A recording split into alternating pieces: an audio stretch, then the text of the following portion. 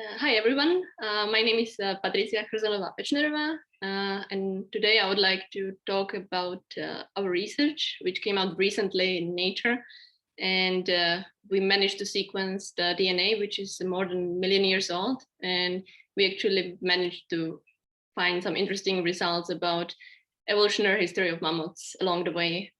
And I just want to say that this was a very collaborative work, which involved a lot of people. And I'll try to mention a few of them along the way, but everyone contributed a great deal, and that was actually not how it often is. And I would like to thank everyone for being a part of this amazing journey. So to start with, I'd like you to introduce the protagonists of the story. And they are called Krestovka, Adicha, and Chukochia. They are 3 male mammoths. And this is all that we know about them, these pieces of them that we have left. And if you're wondering what these are, I hope that this next figure is going to help. So this is from an elephant, which is the closest living relative of the mammoths. And it shows that mammoths, as well as elephants, have the 6 pairs of deciduous teeth, which change along the life of the animal. So they are smaller in the beginning, and as they grow bigger, they replace them and get bigger ones. And basically when the animal is on the last set of teeth and they get all worked and they can't really help them eat anymore, that's when the animal kind of dies of natural causes.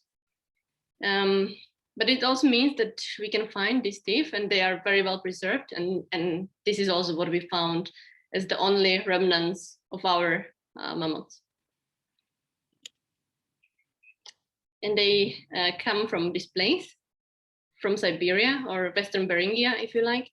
They are these lighter colored 3 samples.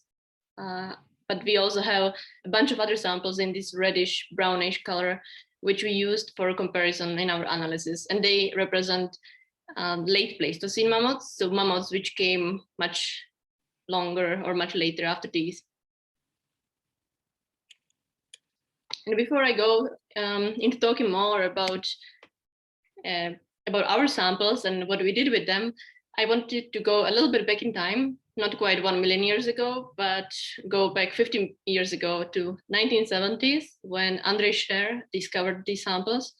He was a very important quaternary paleontologist from Russia. And I didn't get to meet him because he passed away in 2008, unfortunately. But everyone who knew him speaks very fondly of him. Svetlana Kuzmina and colleagues wrote this paper about him, which is actually a very nice way for me to sort of get to meet someone I never knew, but it was crucial for the work that we've been doing.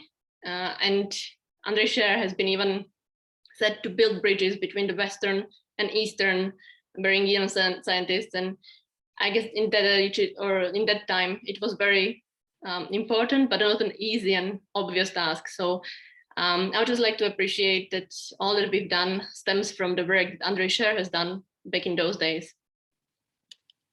And his work was crucial for placing these samples, not only finding them, but he described the whole Olearian fauna and sort of put them also into geological context.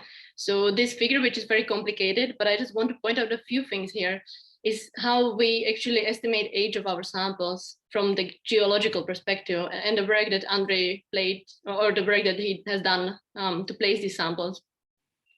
And in one way, it's magnetostratigraphy. So Earth is changing its magnetic field during the history of geological time. And we can actually date, or we know when these things happened. So we have some information from the geological layers about when these magnetic reversals and the change of the magnetic field happened. And this can help us kind of guide us where in the geological time we are operating. The other part is volcanic activity. So for example, tephra layers or volcanic ash can be dated with direct methods. And this can also help us put some sort of checkpoints on where in the time we are. And finally, the work that Andre has been doing in Siberia or Western Beringia was describing these faunal complexes. So if you find some layer where you find a certain type of fossils, for example, in this, it was mostly rodents and so on. Here we first see mammoths. And this can help you say, oh, okay, so this form which I see is more advanced than the form which I saw in the layer before. And if you compare these layers, not only in Siberia, but also throughout all the way to Europe or all the way to Alaska, you can sort of connect them and see when in time they are happening. Because, for example, in Alaska, we have quite good volcanic activity dating. So we know when certain things have happened. And if we see the same fauna before or after a certain event, which we have a specific date on, then we can kind of make inferences about where these things sit on the geological timescale and how old the samples are. So I would just point you to these three columns here, but only focus on the blue parts. And these are the geological ages of our samples. So we have the Krestovka, which is the oldest one. It starts in the early Oleorian, which means that this mammoth was likely something like 1.2 to 1.1 million years old. Then we have Adicha, which is a little bit younger and a little bit less secure in terms of geology, but it was probably between 1.2 and 1 million years old. And then we have the youngest one, which is Chukotia, and that is from late Oleorian, meaning that it's probably something between 800,000 to 600,000 years old. And I just want to say that besides the work of Andrei Scher, a lot of help on this part was done by Pavel Nikolsky and Adrian Lister, who are co-authors on this paper. And Pavel Nikolsky has been a student of Andrei Scher and currently is at the Russian Academy of Sciences. And Adrian Lister has been a collaborator of Andrei, and they work together. And Adrian has done a lot of work on this teeth. So those two together help us kind of defend and look into Andrei's notes and try to fill in exactly where this teeth found. They did analysis on these, and that really helped us kind of be secure about the geological age of this.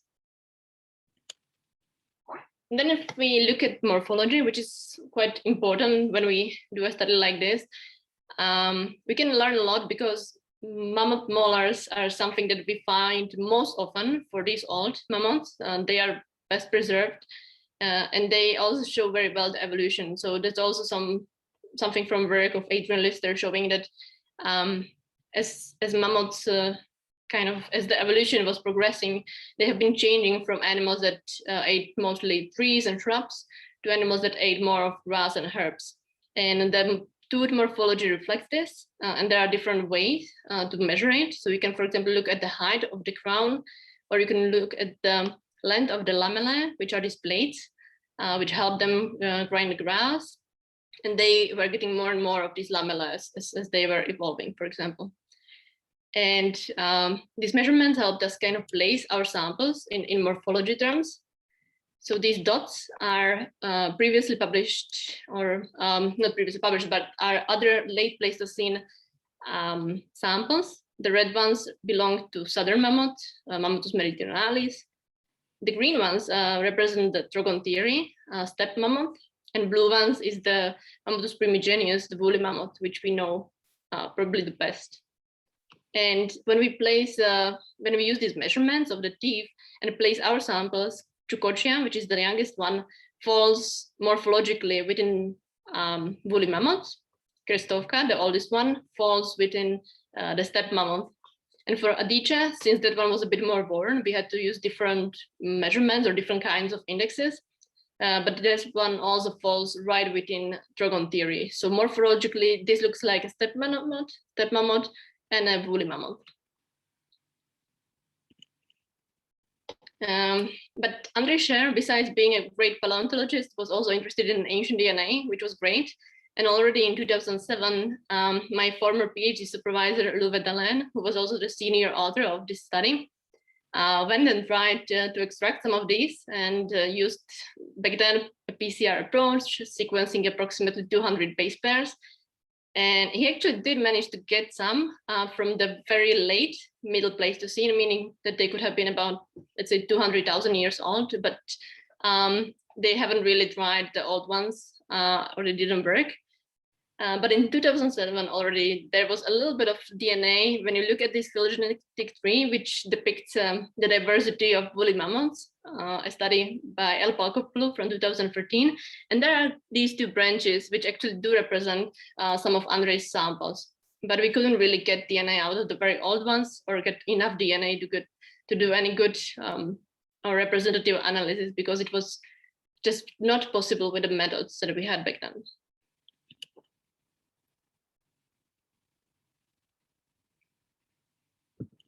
And I thought that I would give a bit of background on the ancient DNA field in itself, because just to put the perspective on why we couldn't do it back then and why we could do so much more nowadays. And I did this blog post for the Molecular Ecologist, and I still think that it's a great way to show how the field has evolved, and it really fits with the hype cycle. So to start with, there's some innovation trigger, something that sets things running. People find out that we can actually get DNA out of things that are no longer around, and that took off. And you can see that basically anything in which you published with any ancient DNA in it, you got into Nature. So that was a great motivation for many people, and people started trying. And back then they probably didn't think that there are any limits. So suddenly some studies appeared saying that they sequenced 80 million years old dinosaurs or magnolias and things like that. And it was all the rage. This is an article from the New York Times from 1994. But already back then, some people were not so enthusiastic about this. There's a quote from Svante Pääbo directly in this article saying that basically he's going to believe it when he sees it replicated, which is fair enough, I guess. And it also suggests where the field was heading afterwards. So after all these spectacular papers saying that they sequenced DNA millions of years old, came papers which actually show that they couldn't replicate it, or they found actually that the bone, which was supposed to belong to a dinosaur, matches a human DNA, and it was just contamination. And that was the true of disillusionment when people were, oh, maybe everything that we have done is just contamination, and was it even true? And at that time, there was also important work which was done by Thomas Lindahl, a Swedish biochemist, who looked at DNA decay. So he looked at how DNA degrades, and the rate is actually chemically defined and stable. And based on that, we can predict how long the DNA survives. And already then people said, oh, well, I don't think we will ever be able to sequence dinosaurs. And what Lindahl suggested in one of his papers was that maybe instead we should set some reasonable goals first, like let's get 100,000 years ago, and then let's see if we can get any further. And to just give a little detour on why this is the DNA degrades after an organism dies. During our lives, we have DNA repair mechanisms which fix all the issues. If there's UV radiation, there are mechanisms which can, for example, fix the errors which occur in our DNA.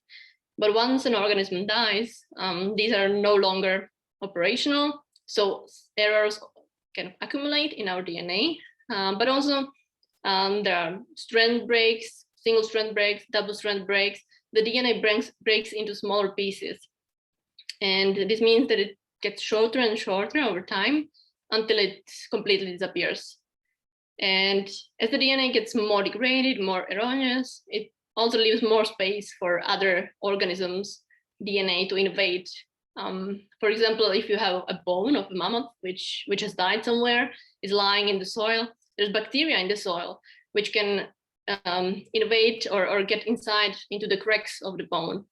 You can have dogs which chewed on the bone because they wanted to eat the mammoth, and their DNA is on the bones. You have humans who handle the bones, and you have their DNA in there. And the older the bone is, the more fragmented and degraded the DNA is, and the more easy it is for the contamination to get in. So these are all the things that people only learn then, kind of along the way, doing all the mistakes, which is fair. It's still kind of a young scientific field. But it led to this kind of other pole. They just switched, and suddenly it was more like, oh, we have to be really rigorous. So it escalated into a paper called Ancient DNA, Do It Right or Not at All, which I think might be a little overly dramatic in a way. But it shows how much the field escalated into being very careful and responsible and doing things right. And you can see a picture of me in the lab being fully covered with a full body suit, face masks, double gloves. Basically, there's not a piece of my skin from where one single cell could fall into the tube. And that's how we do things nowadays.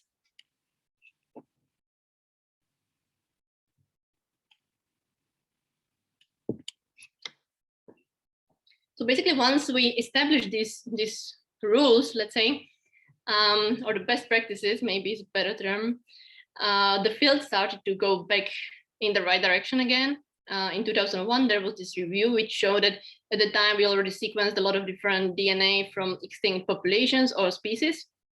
And again, they started talking about going all the way to 1 million year boundary with ancient DNA. But in this study, they actually say that they think that it's overly optimistic. So even in 2001, they didn't believe that we will ever get to 1 million years back. However, soon the field, I would say, reached a plateau of productivity. So they reached the stage when the techniques are there. We have developed quite good techniques to work with this kind of DNA. We know how to analyze it. We know how to not contaminate it. And in 2013, there was a paper from Ludovic Orlando Esquivel's lab and people in Copenhagen and their collaborators. And they showed that they sequenced a horse 700,000 years old from Alaska. And that was at the time the oldest DNA ever sequenced, and it was until a few weeks ago. And I believe that kind of hinted also where we are heading. People were talking again that we could actually sequence something more than 1 million years old, but we waited for the right, I guess, samples to come in. So I believe that I hope now it explains how much transition has happened within the last 10 years. Before, when we couldn't actually sequence more than 200 base pairs by PCR, and now to having full genomes of organisms hundreds of thousands of years old. And we have the techniques, the analysis, and now it's more about finding the right samples, as I said. So back to what we did. So Andrei Scher in the 1970s recovered these 3 molars from different places in Siberia. Adrian Lister and Pavel Nikolsky did a morphological analysis showing that they are steppe mammoths and early woolly mammoth. And for us, it was left to do the DNA analysis and try our luck again. So in 2017, some of the senior authors and some of the PIs among our authors decided that we should give it a try again. And I was at the time doing my PhD working with the woolly mammoth. So I have done a lot of DNA extractions with the mammoths, a lot of library building and sequencing. So Luve asked me if I want to give it a try.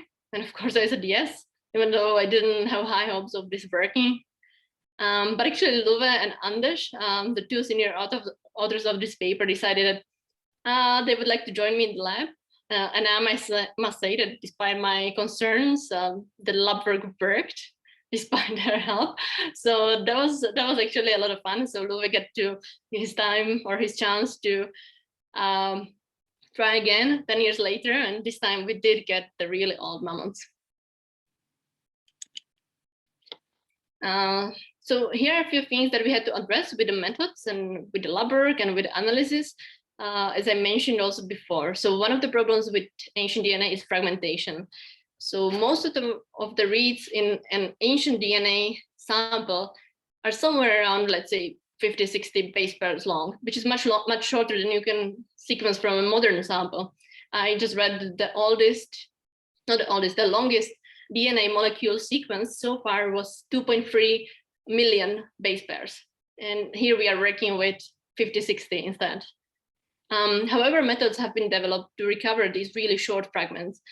So in a paper about 300,000-year-old cave bear, they modified and developed a new method which can recover very short fragments. So you can see in the dark gray, in the light gray is the older method that they've been using before. And it's a very common method in the ancient DNA. And it can recover pretty well reads, which are from 50 to 150 base pairs, but it's really struggling with the short fragments to recover the short DNA from the sample. However, the new method by Dabney and colleagues could actually recover these short fragments just as well as the longer one, which was very important because, as I said, when you work with very old samples, they are going to have very fragmented and very short DNA. And these are just the fragment size plots from our samples. On the left side are two samples that we sequenced before. They are from late Pleistocene, so the end of the Ice Age. This one is 4,000 years old, and this one is 40,000 years old. And you do see the size distribution is very similar to what we saw in the picture before. But when we look at the really old mammoths from early and middle Pleistocene, our three well-known Chukotia, Krestovka, and Adicha, you see that the curve is much more skewed towards the extremely short size of the spectrum. So majority of the reads is very short, and you see the average sizes. They are on average much shorter. What is unfortunate, though, as you can see here in the on the right side, is that even though we could recover them, we couldn't really use them. This is a different analysis that we did, and we looked at how many or how reliable basically this short, or not the short, but how reliable the reads are depending on how long they are. So if we look at reads which are very short, let's say 25 base pairs long, we could see that they have too many damages, let's say too many errors when we compare it to other samples, meaning that even though we could recover them, we couldn't use them because for the analysis it would be basically biasing the results if we did use this. So we invested a lot of effort into recovering all these short fragments, and then we had to throw away everything which was below 35 base pairs anyways. Another issue that we have to solve is DNA damage. So as I mentioned, the DNA gets full of errors because there are no repair mechanisms. But one thing that is often used is treatment, which can actually get rid of the damage. So if you have some erroneous position here, something like a scissor comes, an enzyme which cuts the DNA and prevents the wrong base to be considered. And this allows us to remove the damage, and the positions in the genome which we would think are actually true, but they would be just a result of DNA degradation.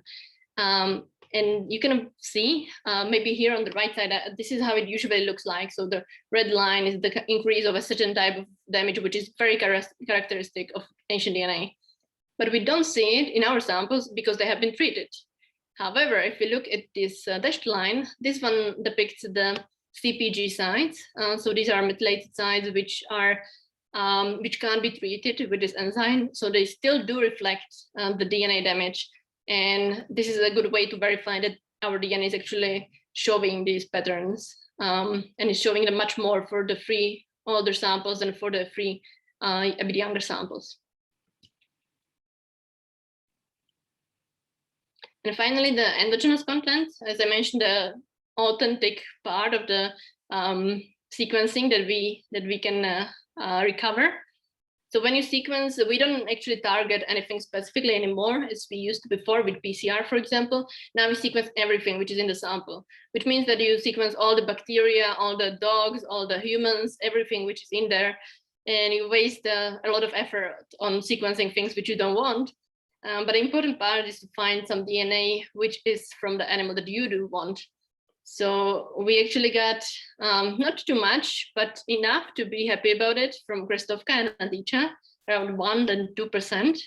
And Chukotka had almost 80% endogenous content. I should say that this is very raw screening data, so this is not filtered and so on. So it's not very polished, but this is basically the first result that you get when you map this to a reference, which we use the elephant. And it's kind of crazy. I mean, I have samples that I'm working on now with muskox, which have far less DNA than this 700,000-year-old mammoth had. And it just shows how well they are preserved because they were in permafrost for all this time. So all these things, all these steps, I was still a bit doubting, because even when we saw that we had mammoth DNA in our samples, I thought, well, maybe it just means that the DNA is not as old as we thought, that maybe there was something wrong with the geological age, and it didn't work out. And this was the first result that I got when I made a haplotype network with the mitochondrial data on these samples. And you see the woolly mammoth diversity in here. You see the other relatives, the Asian elephant, the African elephant, and American mastodon. And our 3 samples with the red dots here really fall kind of on the base of all the mammoth diversity. And that was really striking to see for the first time. I guess it's as close as you get to the eureka moment as you can in this field. Of course, this is a very hardcore network as well. So we had to go and verify this and do this right. But it was the first instance when I thought that we might have actually done something great in here. So now let's look at how it looks when you do it right.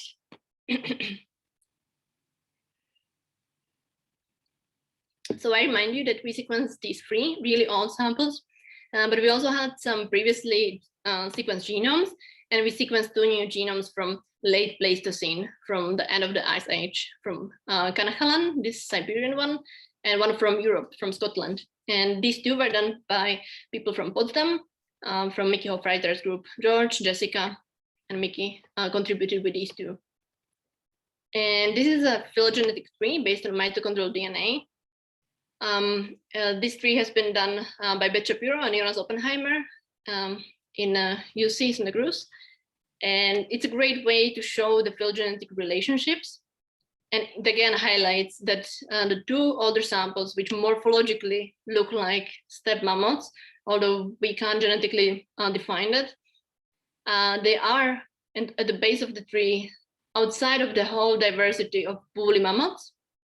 However, the Chukotka sample falls within woolly mammoths, actually at the base of one of its 3 clades of mitochondrial diversity.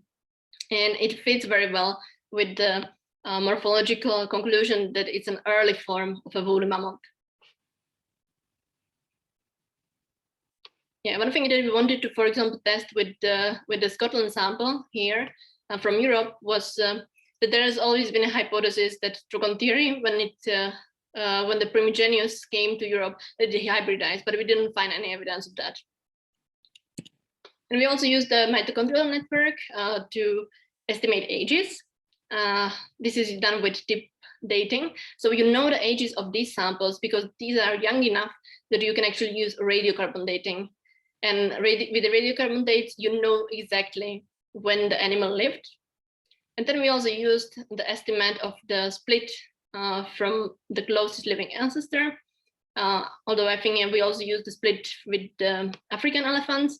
And since that has been previously from other papers and other analysis estimated to be about 5.3 million years ago, you can kind of put constraints on, okay, so all this evolution had to happen within this time frame. And we know that these samples are this old. So how old do these look in comparison? And based on that, you get this kind of distribution. So this is the most likely age. And these are the ages that we got. So 1.6 for Krestovka, 1.3 for Adicha, and 0.8 for Chukotka. And if you remember well, this actually fit quite well with the age from the geological estimate. But I will jump to nuclear DNA because we also did dating there.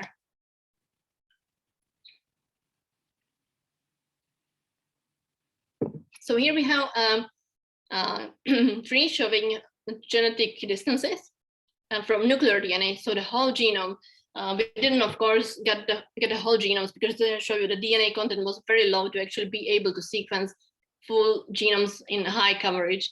But at least Chukotia, for example, is covered more than 1x, meaning that each position on average is covered at least once. In reality, that's not true because you have regions which are covered more than the others, but approximate or on average, I mean. And in this tree, we see similar relationships. I will get back to this one, but let's not talk about it now. But we could also estimate ages from these. So I put in this figure because I think it helps show how we did the dating using nuclear DNA. So we wanted to know the ancestral state. So if we imagine that this is a mammoth, not just a primigenius, but mammoth in general, it should have been the primigenius crossed out, not the mammoths, I'm sorry. But basically, this would be the ancestral state, how the mammoths looked like when the lineage started. And the way we find, or we approximate that, is by taking genomes of current day African elephants, Asian elephants, and American mastodons. And we look at positions where all of these have the same base. And then these positions, which are conserved, which are ancestral, we compare to a woolly mammoth from 4,000 years ago, this one of the very last mammoths before they went extinct. And we have now this time frame. So we have the ancestral state, how it looked like when mammoths started evolving. And we have one of the last woolly mammoths, sort of the end of the evolutionary lineage.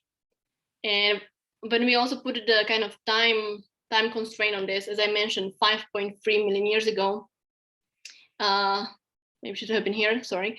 So we know how much time has passed. And then we look at mutations, how many changes have accumulated over time, how many do we see? And when we know how many we see in the last woolly mammoth, where on the time scale do our samples sit on this spectrum? It's a little bit complicated to explain, but if there are questions later, I'm happy to explain that. And this is then the distribution of the ages that we get. We could actually do this analysis only for Adichia and Chukotia because Krestovka has a little bit too little data for this. And we get age of 1.28 and 1.62. And I'll put these next to each other so we can compare. So we have the mitochondria and we have the nuclear genome. And this is the age for Adichia, 1.3 and 1.28 for Adichia with the nuclear, and 1.87 and 1.62 for Chukotia. But again, the ranges are overlapping. So that was very reassuring to us to find that these age estimates from different types of data from the DNA overlap. And when we go back to this table, now we can look at these. So these are the mitochondrial data and these are the nuclear data. And we do see that for Adichia and Chukotia, we do find overlap with the geological time, the mitochondrial time, and the nuclear time. For Krestovka, it's a little bit more difficult. We don't know why it seems older than it should geologically. One reason could be that it just was reworked. So it actually was found in a different layer than it originally was, or that the mutation rate is wrong. But basically this kind of was the final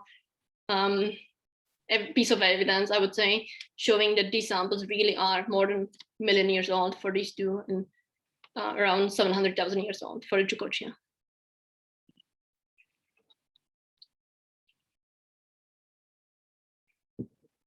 So one of the interesting things that we could find out, besides actually just showing that we can get DNA which is more than a million years old, was look at the origin of the Colombian mammal. It's been one of the most difficult things to figure out in the evolution of mammoths. And also in our data, you can see some discrepancy. So it has been long known that the Colombian mammoth, which lived in North America in late Pleistocene, that it clusters within the mitochondrial diversity of woolly mammoths. It's nested here in this clade. But when we look at nuclear DNA, it actually sits between what looks like Trochontheria-like mammoths. So it's not within the woolly mammoths in the nuclear genome, in terms of the nuclear genome. And I will use this hypothesis that we had about the origins of Columbia from previous studies. This has been done again by Andrea Lister and Andre Scher, and what they hypothesized was that the southern mammoth, Mammuthus meridionalis, gave rise to steppe mammoth, Mammuthus drogontieri, somewhere in Siberia at some point, and the drogontieri then colonized North America and turned into or evolved into Mammuthus columbi, the Columbian mammoth, and also colonized Europe. And later on, in Siberia again, drogontieri evolved into Mammuthus primigenius, the woolly mammoth, which then again went to North America and went to Europe. And in North America, the primigenius met the Columbian mammoth. However, later genetic studies, this one by Jacob Enck and colleagues, which done a lot of sampling throughout the range of woolly mammoths, Columbian mammoths, and other.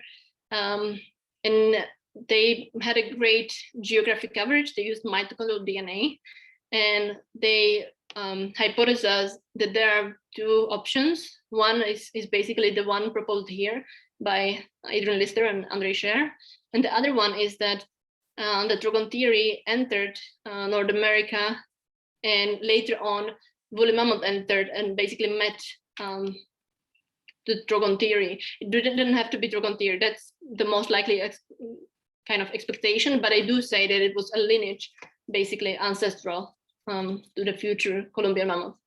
And this turned out to be actually true, because when we looked at admixture graphs, which are more flexible, so instead of looking at a classical tree-like dichotomous evolution, they can look at events of hybridization.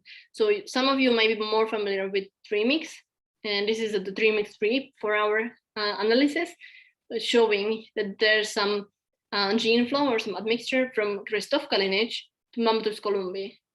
And when we do the admixture graphs, you basically do all the variations of how the tree could have looked like, and then compare it to your data and see if it makes sense. If we assume that the tree, the evolution looked like this, does it make sense when we look at our data?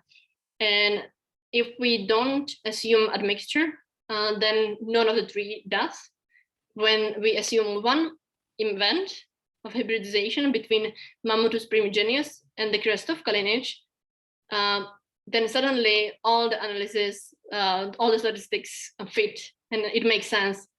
And the proportions of these show that it was about 60% to 40%.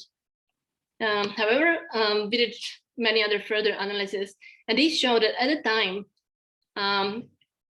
basically it looks like the admixture was 50-50. So Mammuthus columbi, the Columbian mammoth, came to be as a species as a hybridization between the genetic lineage of Krestovka and the woolly mammoths. However, later on, the woolly mammoths also came to North America, and there was a second burst of admixture. So there was a little bit more of woolly mammoth ancestry, which came into the lineage. So that's why we now see this approximately 60% to 40%.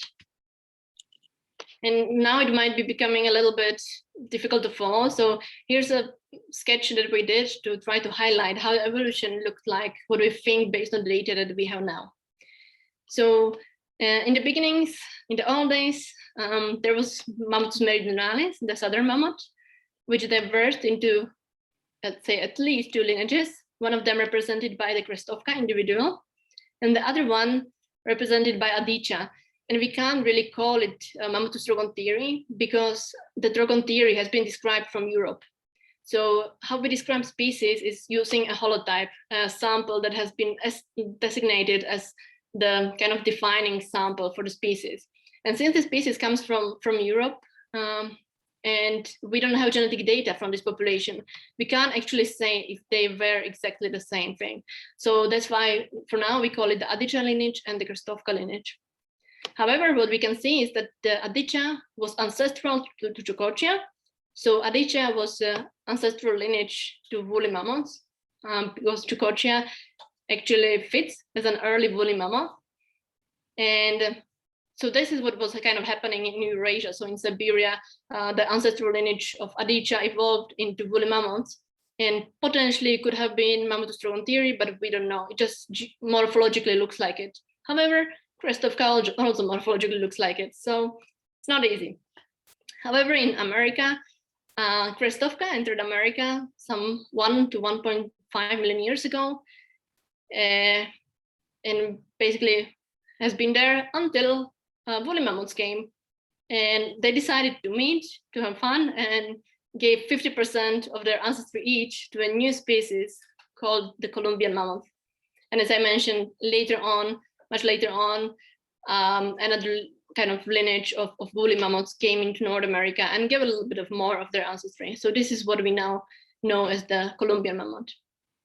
So I hope that now it's a little bit clearer, but it's at least it kind of reflects that the evolution is often much more complicated than we anticipate.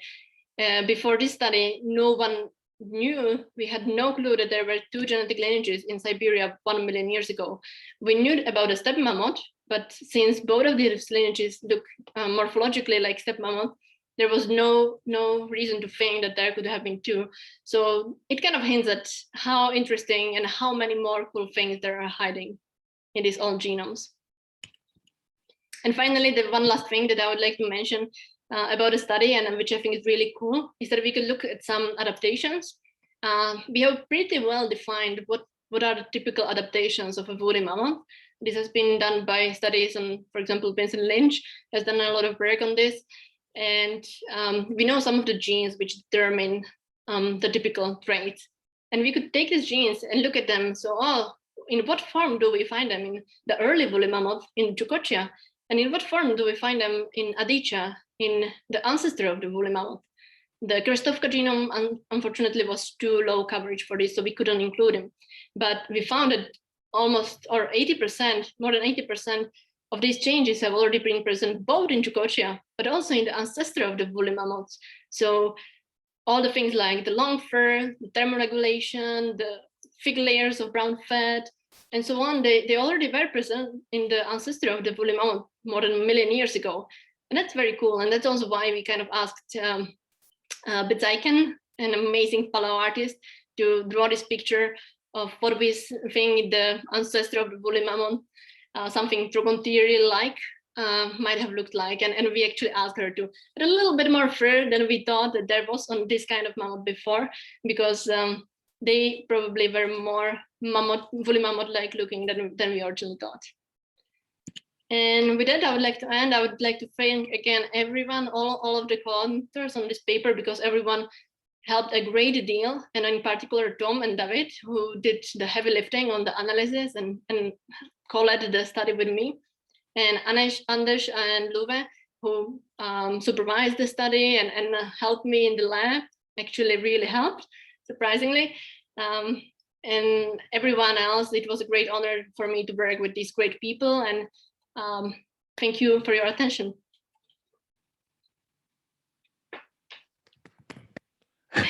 Thanks, Patricia. That was really great, and it was funny to see the the hype cycle in there as well. I've poached that off of you, and I've been using that for teaching for the last couple of years. So. Oh, thank you. That's great to hear. Yeah. Are you still writing for the Molecular Ecologist, or? Well, I didn't officially say goodbye, but yeah, I somehow can't really find time or maybe even the motivation now, because there are so many other things. But I still haven't said goodbye, because I really love writing, and yeah, it was a great experience for me as well, because when you have to write about something, you learn yourself a lot of things. Yeah, for sure. And there was some great articles there. Anyone interested in ancient DNA, I would definitely point them towards your articles. I think you had Petrus is the New Black was one about Petrus bones, and the hype cycle article is definitely a great introduction into I guess the history of ancient DNA research. So I'll try and keep my questions. I think maybe this is our first ever, it's our inaugural ADAPT seminar. So I guess I'm just making the rules up as I go along at this stage. But maybe what we can do from now on is, like, I just come up with 3 questions, and then that stops me from just rambling on. Sounds great. I'm happy to be your experimental mouse or whatever. Great. And actually, we just got to keep our fingers crossed and hope this recording has worked. So there's a little red circle in the corner, so I think we're all good. Yeah. But I wondered, like, you really have actually many more samples, at least for the mitochondrial sequencing than I'd anticipated. And I just wondered, now you have this great time range, a great time series. Do you think you can build that density up? What do you think the likelihood is of getting similar sort of genomic data for example, those younger woolly mammoths, and also building up the time series back in time so you end up with many more samples? Mm-hmm. I think it largely depends on getting the right samples, of course. So we actually do have some more samples from Andre. Most of them are somewhere between sort of this spectrum. So they are from the late or early Oleorian, but who knows, maybe some of them could be younger to also fill the younger gap. But in general, I guess it's more about working also with paleontologists and geologists and sort of when these samples come out and when they emerge to analyze them. I mean, that's not the problem. It's I guess more difficult to find the reliable sources of samples and those that actually work, because yeah, I think that's the limiting factor now. We do have the techniques apparently which can sequence DNA more than 1 million years old and likely even older. We have the bioinformatics to analyze those data, but it's really about being lucky with these samples, as we were with Andre's samples, which do, I mean, it's extraordinary. 80% endogenous content, that's ridiculous, right? You don't get that when you analyze museum samples 100 years old. So being in permafrost is crucial, and also the way the animals die. And if we are lucky with finding these samples, we can surely fill it. I don't know, I mean, I'm not the paleontologist, so I honestly don't know like how likely it is, or if they know about these kind of sections and geological ages where we could target something which is, I don't know, 400, 300, 500,000 years old. Is it a bit of a race against time now with, you know, climatic change, that we have to really try and access these samples in the field probably within the next sort of couple of decades, or they could be sort of irreparably damaged, and that DNA just could be lost? You know, it's within our grasp right now, and yeah, absolutely.